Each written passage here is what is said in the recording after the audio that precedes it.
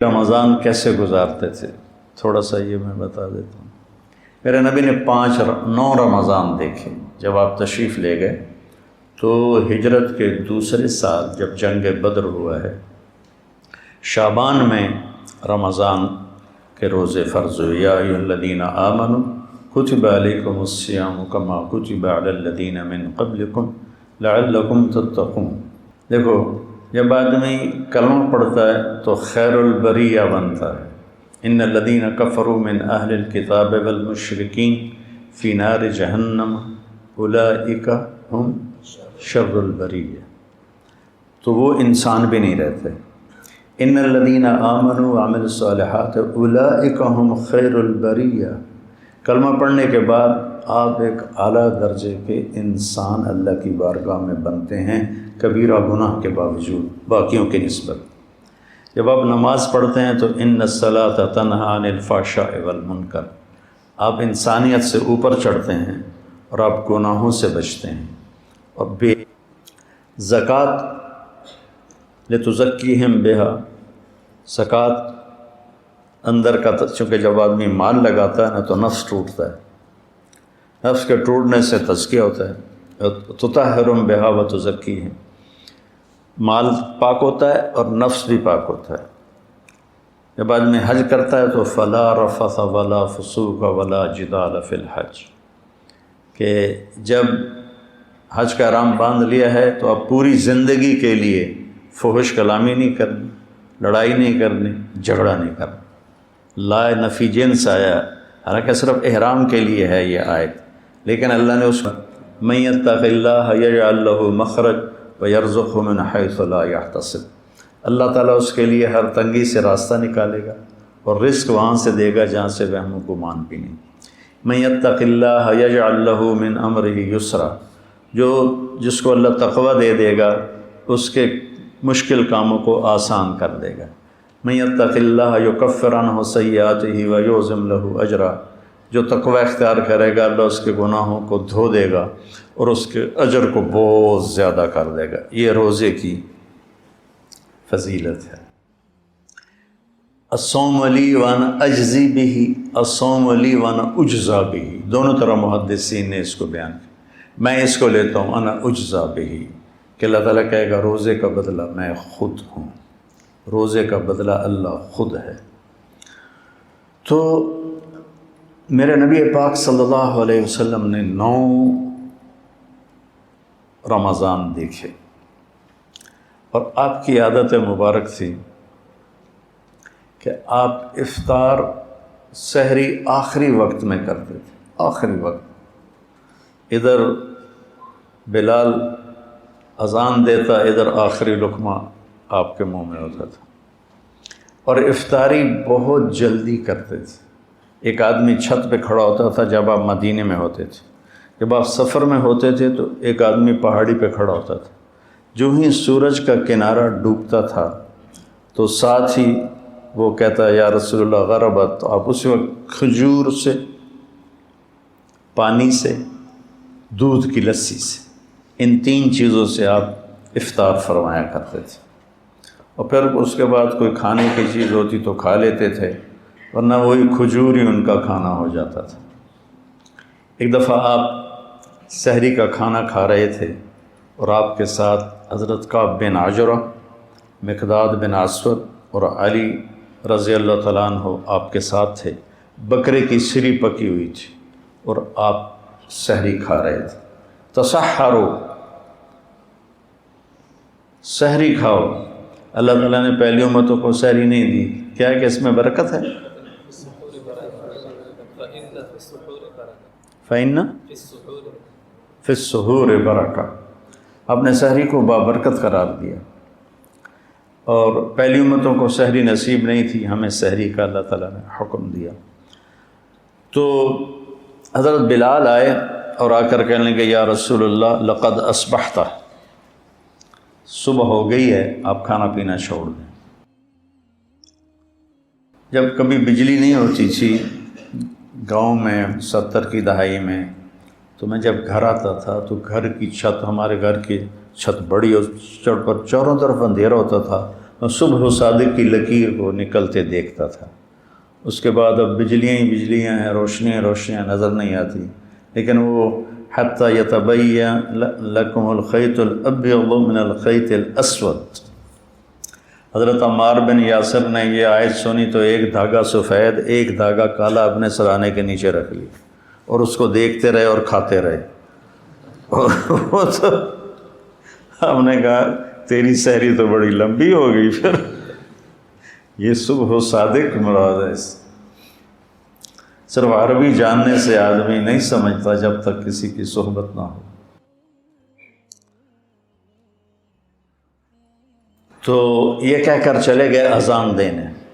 اذان دینے کے لیے وہ ایک انصاری عورت کے گھر پر چڑھتے تھے، وہ چڑھنے لگے تو پھر واپس آئے تو آپ دیکھا تو آپ کھا رہے تھے۔ انہوں نے کہا یا رسول اللہ واللہ لقد اصبحت، یا رسول اللہ اللہ کی قسم صبح ہو گئی۔ تو آپ نے اپنے ہاتھ اٹھا لی، کہا یا بلال ما اصبحنا، ابھی صبح نہیں ہوئی تھی لیکن تو نے قسم کھائی تو تیری قسم جھوٹی نہ پڑے، اللہ نے صبح و صادق کو پہلے نکال دیا۔ اور حضرت علی نے فرمایا اگر بلال قسم نہ کھاتے تو جب تک ہمارے نبی کھاتے رہتے صبح و صادق ہونی نہیں تھی۔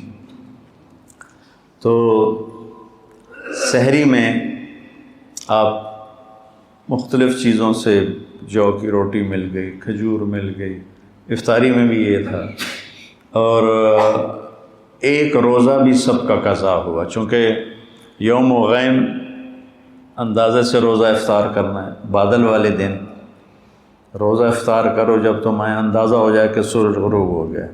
تو سارے مدینے پر گہرے بادل تھے، تو سب نے سمجھا کہ سورج غروب ہو گیا، تو سب نے افطار کر لیا، اللہ کے نبی نے بھی افطار کر لیا۔ تھوڑی دیر کے بعد بادل چھڑے تو سورج سامنے کھڑا ہوا تھا، پھر اس روزے کو پورے اہل مدینہ نے عید کے بعد اس کی قضا کی۔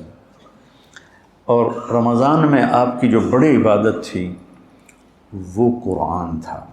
3 دن 9 سال میں 9 رمضان میں صرف 3 دن آپ نے تراویح کی نماز پڑھی۔ کتنی رکعت پڑھی کوئی صحیح حدیث کوئی نہیں ہے، ٹھیک ہے۔ اس کے بعد چھوڑ دی، اس لیے حضرت عائشہ کا فرمان صحیح ہے کہ بخاری شریف کی روایت ہے کہ رمضان اور غیر رمضان میں آپ کی 11 رکعت ہی نماز تھی، چونکہ آپ نے تہجد کا اہتمام کیا، تراویح کا نہیں۔ اور چوتھے دن آپ نہیں آئے اور وجہ بتائی کہ میں اس لیے نہیں آیا، مجھے ڈر لگا کہ تمہارے اوپر یہ فرض نہ ہو جائے، وہ فرض ہو جاتی تو پھر لوگ 4 رکعت نہیں پڑھتے تو تراویح چھوڑ دیتے تو کتنا بڑا گناہ ہوتا۔ تو اس میں پھر آپ کے زمانے میں کوئی تعداد نہیں تھی، اور حفاظ الگ الگ کھڑے ہوتے تھے، اور اس جیسے یہاں ہو رہا ہے اہتمام، جیسے اب آپ الگ الگ سنا رہے ہیں وہاں الگ الگ مسجدوں میں سناتے تھے۔ پھر ابوبکر صدیق رضی اللہ تعالیٰ عنہ کا زمانہ آیا تو اس میں بھی اسی طرح چلتا رہا معاملہ بغیر تعداد کے تعین کے۔ عمر رضی اللہ عنہ کا اوائل جو تھا، شروع کا خلافت کا زمانہ، اس میں اسی طرح چلتا رہا۔ ایک دن آپ مسجد میں داخل ہوئے تو آپ نے دیکھا الگ الگ نماز پڑھ رہے تھے لوگ، تو آپ نے کہا کہ میں ان کو ایک امام پہ کیوں نہ جمع کر دوں، تو ابی بن کعب پر آپ نے سب کو جمع کیا اور 20 تراویح فرمایا، صحیح روایت۔ اور یہ بھی صحیح روایت ہے کہ آپ نے ابن الصائب، پہلے ان کا نام کیا یاد نہیں، ان کو 8 تراویح پڑھانے کا حکم دیا۔ تو اب اگر کوئی 8 پڑھتا ہے گنجائش ہے، لڑائی نہیں کرنی، 8 کا تو ثبوت ہی کوئی نہیں۔ اگر کوئی 20 پڑھتا ہے تو صحیح حدیث ہے، اسے لڑنا نہیں چاہیے کہ تو بدعت ہے۔ بدعت ایک تو ہمارے یہاں بھائیوں کو یہ بڑی جلدی پتہ چل جاتا ہے، بدعت ہے بدعت۔ تو 20 کی روایت بھی حضرت عمر سے ہے اور 8 کی روایت بھی حضرت عمر سے ہے۔ امت کا بڑا طبقہ 20 پر جمع ہوا، اور تواتر سے ایک عمل سینکڑوں سال سے لاکھوں کروڑوں امت کے افراد 20 پر پوری دنیا میں پڑھیں، اور چند لاکھ یا چند کروڑ 8 پڑھیں اور وہ پھر اپنی رائے اس طرح مسلط کریں کہ 20 تراویح تو ہے ہی نہیں۔ شیخ عطیہ بن سالم رحمۃ اللہ علیہ مسجد نبوی میں درس دیتے تھے اور سب سے بڑے تھے اس وقت محدث 90 کی دہائی میں۔ اس وقت میں جب حج پہ جاتا تھا تو حضرات کے ساتھ جانا ہوتا تھا، تو ہم 1 مہینہ مدینہ ٹھہرتے تھے، تو میں پورا مہینہ ان کے درس میں بیٹھتا تھا اور بہت فائدہ ہوتا تھا درس۔ ان کی کتاب تھی صلاۃ التراویح، وہ میں نے ساری پڑھی کہ میں نے یہ کتاب اس لیے لکھی ہے کہ میں دیکھتا ہوں کہ 8 تراویح کے بعد بہت سے لوگ نماز چھوڑ کے پیچھے بیٹھ جاتے ہیں۔ اس پر یہ عنوان تھا اور پھر آگے بات کی کہ یہ نفل ہے۔ کوئی مدینے والے 40 پڑھتے تھے بعد کے، حضور کے بعد کے زمانہ میں، خلفاء راشدین کے بعد کے۔ مکے والے وہ 4 تراویح پڑھ کے 1 طواف کرتے، پھر 4 تراویح پڑھ کے 1 طواف کرتے۔ مدینے والوں نے کہا ہن اسی طواف تک کر نہیں سکنے، ایسی کی کری، انہوں نے کہا ایسی 20 دیاں 40۔ خان صاحب 2 رکعت نماز نفل، اللہ اکبر۔ ایک کوئی پنجابی جو صحیح بات ہے تو 8 پڑھ لے، لڑو نہیں، 20 پڑھ لے، اپنے جو تم دیکھتے ہو امت کا تواتر اس پہ قائم رہو، اور اس بحث میں کبھی نہ پڑھنا کہ 8 رکعت نہیں ہیں۔ بھی وہاں جیلم کی مسجد اہل حدیث کی تھی، تو میں راول پنڈی سے آ رہا تھا، اس وقت جی ٹی روڈ تھی، وہاں ہم ظہر کی نماز کے لیے رکے۔ میں اندر داخل ہوا تو دروازے کے ساتھ ایک بہت بڑا ایک لگا ہوا تھا اشتہار کہ 20 تراویح ثابت کرنے والے کو 5 لاکھ روپے انعام۔ تو ایسی احمقانہ حرکتیں کرنے کے لیے زندگی نہیں ہے، تھوڑی سی ہے، اسے صحیح کام میں لگانا ہے۔ تو آپ کی عبادت 11 رکعت ہی رہی 9 سال، پورے 9 سال آپ کی عبادت 11 رکعت رہی۔ اور قرآن کا آپ دور فرماتے تھے جبریل کے ساتھ۔ رمضان میں جبریل آتے تھے، اب ایک قرآن غالباً جبریل سناتے ہوں گے، ایک قرآن اللہ کے نبی سناتے ہوں گے۔ جس سال آپ دنیا سے تشریف لے گئے اس رمضان میں آپ نے 2 قرآن سنائے، 2 دفعہ قرآن کا دور کیا۔ اور پھر لیلۃ القدر کے تلاش میں آپ نے ایک دفعہ پورا مہینہ اعتکاف کیا، پورا مہینہ۔ پھر اس کے بعد فرمایا کہ اس کو آخری 5 راتوں میں تلاش کرو، 21، 25، 21، 23، 25، 23، 29، اس میں اس کو تلاش کرو۔ اور آخری اشرا پہ اعتکاف بیٹھتے تھے، آپ کی مستقل سنت۔ ایک دفعہ آپ کا اعتکاف، آپ نے اعتکاف کسی وجہ سے نہیں کیا، وہ ایسا ہوا کہ حضرت عائشہ آپ کے اعتکاف میں بستر لے کر آ گئیں۔ ان کو دیکھ کر حضرت زینب بھی یہ بستر لے کر آ گئیں، تو آپ نے دیکھا یہ سوکنیں تو آپس میں ہی لڑیں گی مسجد میں، تو آپ نے اعتکاف اٹھا دیا اور ختم کر دیا۔ اور پھر شوال میں آپ نے 10 دن اعتکاف کے گزارے۔ ایک دن کا اعتکاف 3 خندق جہنم سے دوری ہوتی، اور ایک خندق کا فاصلہ زمین آسمان کی مسافت کے برابر ہوتا ہے۔ تو اعتکاف آپ کی مستقل سنت تھی، اور اس میں آپ کی سخاوت بڑھ جاتی تھی۔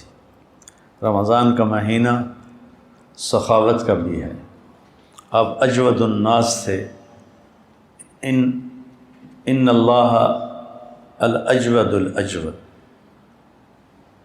وانا اجودکم من بعدہ۔ اللہ سب سے بڑا سخی ہے، اس کے بعد سب سے بڑا سخی میں ہوں۔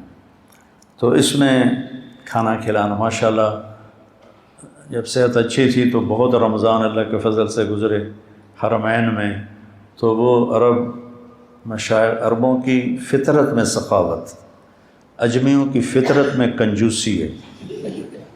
ہمیں سخاوت سیکھنی پڑتی ہے، عرب میں سخاوت فطری ہوتی۔ حاتم طائی سے کسی نے پوچھا اپنے سے بڑا سخی دیکھا؟ کہنے لگے ہاں، سخی جنت کے قریب ہے، سخی لوگوں کے قریب ہے اور جہنم سے دور ہے، اور بخیل اللہ سے دور ہے، لوگوں سے دور ہے، جنت سے دور ہے اور جہنم کے قریب ہے۔ تو اس میں صرف زکوٰۃ نہیں، زکوٰۃ کے اوپر بھی خرچ کرنا چاہیے۔ آپ بھی ایک دوسرے پہ چھوٹی موٹی، کسی کو کھجور کھلا دو، کسی کو کوئی شربت پلا دو، کسی کو کچھ کھلا دو، تاکہ آپ سخیوں میں آ جائیں۔ تو آپ کی رمضان میں ایک آپ کا روزہ، ایک آپ کی تلاوت مستقل، اور ایک آپ اعتکاف بیٹھتے تھے مستقل۔ جس سال آپ نے اعتکاف اٹھایا اس سال آپ نے اس کی قضا کی۔ پھر آپ کے رمضان میں جنگ بدر بھی ہے، آپ بدر کے لیے نکلے، 12 رمضان کو نکلے اور 17 کو یہ معرکہ ہوا، اور آپ کامیابی کے ساتھ سرخرو ہو کر واپس لوٹے، اور اسی میں فتح مکہ ہوا۔ 8 رمضان کو آپ نکلے، 8 رمضان کو۔ تو غصفان پہنچ کر آپ نے سب کو دکھا کے پانی منگوایا اور اپنا روزہ توڑ دیا۔ پیچھے سے روزے رکھ رہے تھے، روزہ توڑ دیا۔ تو صحابہ نے بھی روزہ توڑ دیا۔ کچھ جو زیادہ ہمت والے تھے انہوں نے کہا نہیں ہم نبھائیں گے، انہوں نے نہیں توڑا۔ تو سفر اور شدت گرمی کی، تو وہ تو نڈھال ہو گئے، اور ان سے نہ خیمے گاڑے گئے، نہ اونٹوں کو چارہ ڈالا گیا، نہ گھوڑوں کی خدمت کی گئی۔ سارا کام کیا جنہوں نے روزہ افطار کر دیا تھا۔ تو آپ نے شام کی نماز میں فرمایا کہ آج روزہ توڑنے والے روزہ رکھنے والوں سے آگے نکل گئے۔ ذہب المفطرون بالاجور، ایسے کر کے روایت، آج افطار کرنے والوں کا اجر بڑھ گیا۔ تو فتح مکہ، غزوہ بدر، یہ رمضان میں آپ کے زندگی میں ہوا۔ اور اعتکاف میں آپ تشریف فرما ہوتے تھے تو آپ سر کھڑکی میں کر دیتے تھے، حضرت عائشہ آپ کے سر کی کنگھی کر دیتی تھی، سر اپنا باہر نکال دیتے تھے، اور حضرت عائشہ کیا ہے اسطوانۃ السریر، چارپائی والا، کیا اس کو کہتے ہیں، ستون، وہاں آپ کے لیے چارپائی بچھائی جاتی تھی، آپ اس پر آرام فرماتے تھے۔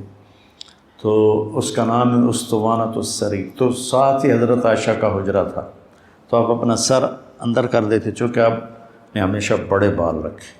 جب آپ نے حج کیا تو آپ کے بال اتنے بڑے تھے کہ 4 گتیں اس کی بنائی گئیں، 4 گتیں، جیسے عورتوں کی 2 ادھر 2 ادھر، تاکہ بال بکھرے نہیں۔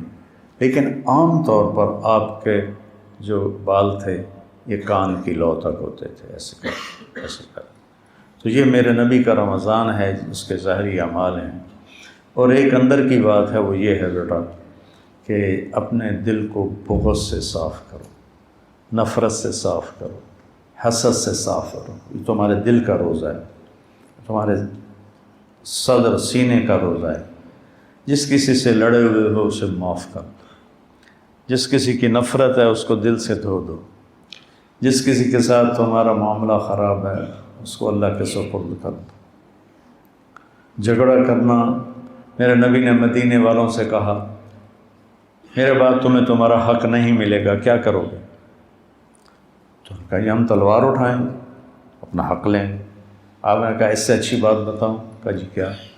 کہا حق چھوڑ دینا، قیامت کے دن حوض کوثر پر آ کے مل لینا، سارے حق پورے کرا دو۔ تو یہ وعدہ صرف مدینے والوں سے نہیں، ہر اس امتی سے ہے جو لڑائی سے بچنے کے لیے حق چھوڑ دے، اپنا حق چھوڑ دے اور جھگڑے کو دبا دے، تو اللہ کے نبی اس کے وکیل بن کر اللہ سے سب کچھ دلوائیں۔ تو اس لیے میں نے آپ کے وہ استادوں سے